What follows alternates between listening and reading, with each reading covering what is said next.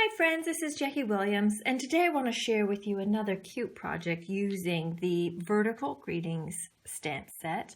So this is a project that's kind of an oldie but a goodie and is perfect for the upcoming holidays or for birthdays.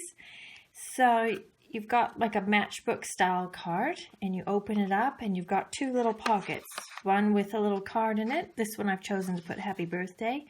And then this other slot is perfect for gift vouchers or a flat piece of chocolate or photos or a small piece of jewelry, something like that. And then the flap just slides back in here. Okay, so I have a lot to show you on this one, so let's get started. First, we're going to start with a piece of the craft cardstock. You could use crumb cake, but I quite like the richness of the craft cardstock.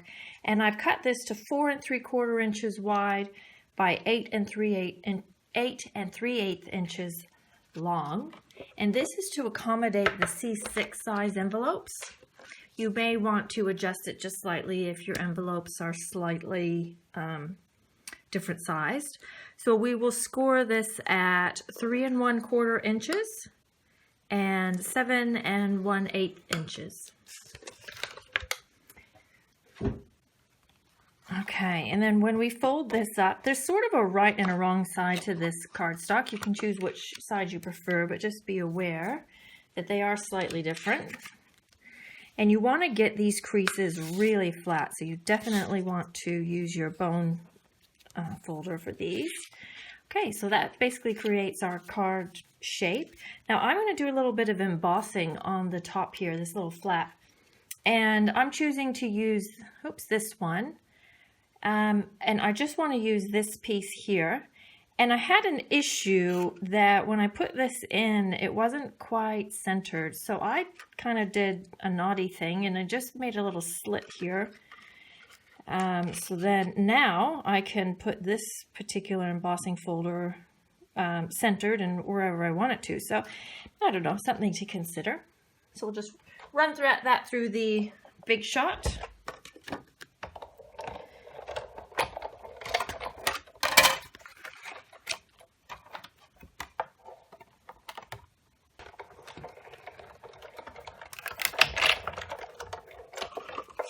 All right, so now we have a nice embossed embellishment on the top of our project.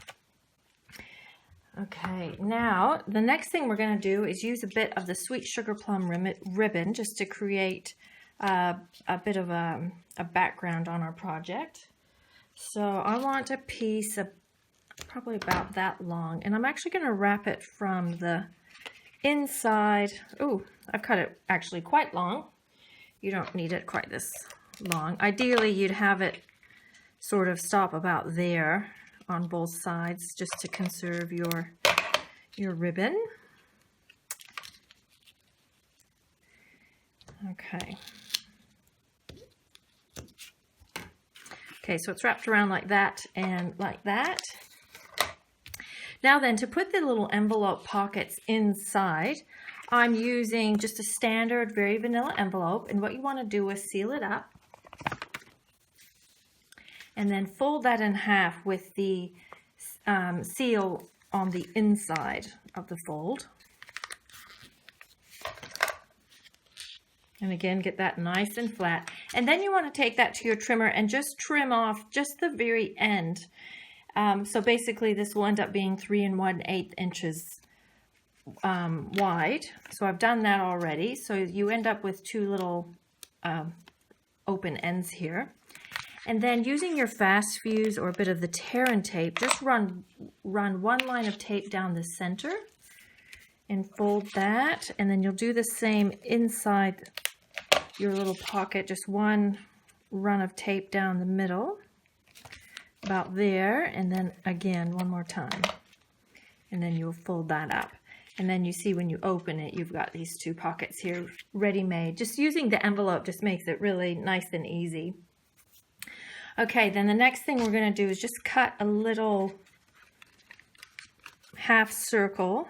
This is just for looks, really. So about like that. And you want to get all 3 layers of the envelope, leaving the back one, which is already adhered down anyway.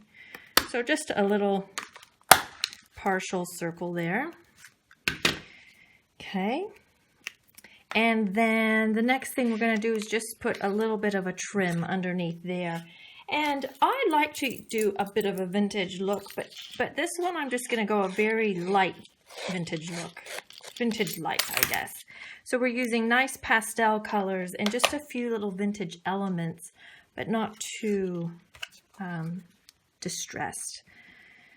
So just all I've done is basically just run my scissor blade along that to give it a little bit of a roughed up look.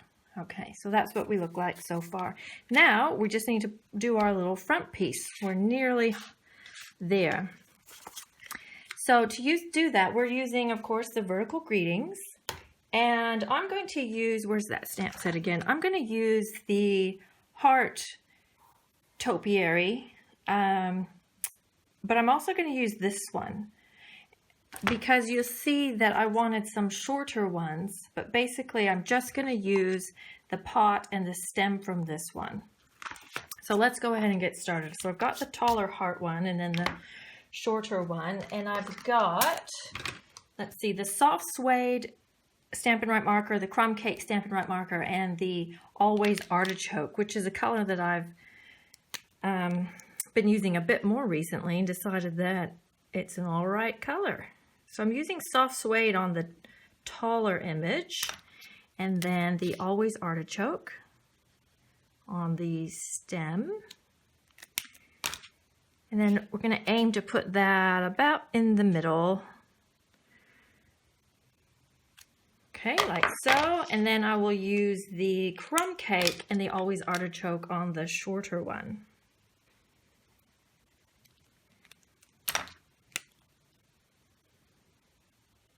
So you can mix and match the topiary bottoms and tops, for lack of a better description of those. Okay, so about like that. And then just one more time.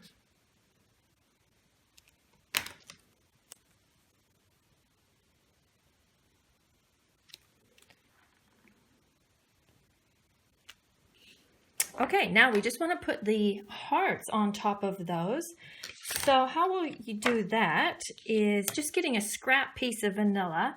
We're going to stamp the hearts in, grab the ink pads. We've got Rose Red, Blushing Bride, and Sweet Sugar Plum. So basically, you could use your Stampin' Right markers, but it's probably a little easier and quicker just to use the ink pads. So you will just stamp and ink up basically the heart portion, and you can scissor cut these out, but if you happen to have the Sweet and Sassy die set that has the various heart shapes, there is one that fits this quite perfectly, so you can use that. So I've already die cut these out. So we just need to put those on. I am going to use my crumb cake ink pad and just go just a very light sponge around these, just to bring them out a little bit more. And like I said, I want a very subtle vintage look on this. And then I will go ahead and just ink around the edge here, but just very lightly again. Okay. Now, using our dimensionals, we will go ahead and put these hearts onto our project. You can have them sitting right on the stem, or you can have them sitting up a little bit, whichever you prefer. Now, notice that this rose red heart is sitting up off the project. For one, I just really couldn't size it to fit exactly without it looking a bit odd. So, and to be honest, I think it looks good having something a little bit dimensional off the project. So we're just going to leave it that way. Now I'm going to stamp the For You in Early Espresso. This stamp set has quite a few sayings, so you can use whichever appeals. Okay, then we'll just layer that up, and I'm going to go ahead and do that little bit of distressing on the edge of this Blushing Bride piece. You could do a bit more inking if you want to. I'm going to leave these ones clean. Okay. And then on to the Sweet Sugar Plum mat.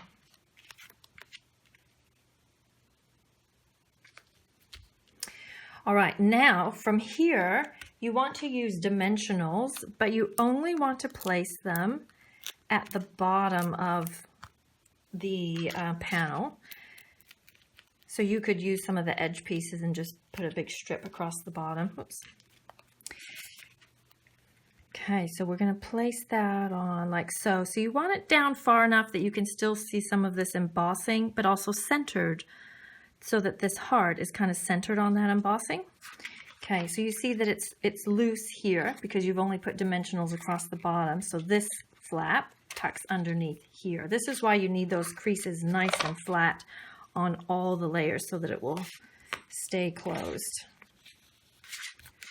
You could also put a few dimensionals more in the middle here, and that would also help it stay closed. Okay, now we just want to embellish a little bit. I used my confetti heart border punch and just punched out some hearts out of the Blushing Bride glitter paper.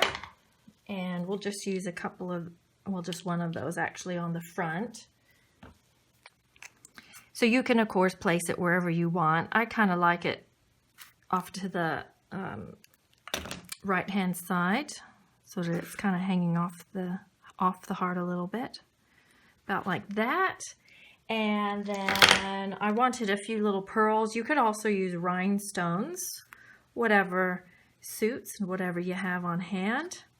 And then the last thing for the front anyway is we'll just make a little bow out of the linen thread for our middle flower, the taller one.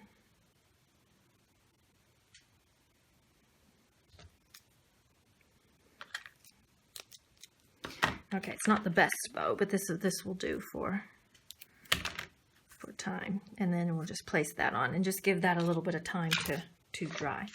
Now, setting that aside, we will go on and do the inside piece. So I wanted to do Happy Birthday, but the Happy Birthday comes in one, let me grab it, one long stamp, and it just wasn't going to fit. So I actually just took my scissors and slit them into 2 stamps so I can use them as one or separate them. That works well for me. So I will do Happy on one side, make sure they're right side up, and Birthday on the other. And then I have cut another of the hearts, and you can do it in any of the 3 colors you like. I chose the Sweet Sugar Plum. And I'll just put a little bit of ink around this one as well. Okay, then this, we'll put that about there. And then let's just grab a few more of these little glitter hearts.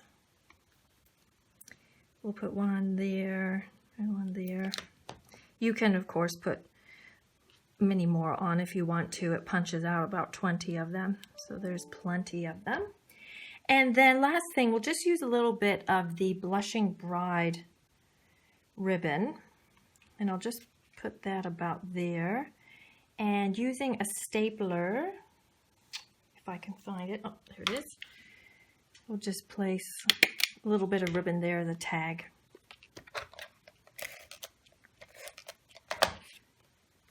And then place this on our little note card base, Sweet Sugar Plum. Okay, then this will then tuck inside. There you go. So I hope you've enjoyed that. I hope you've learned a little technique or two and another cute idea for using the Vertical Greetings stamp set. And if you make this project, I would love to see a picture of what you've come up with. This is Jackie Williams, and thanks for watching.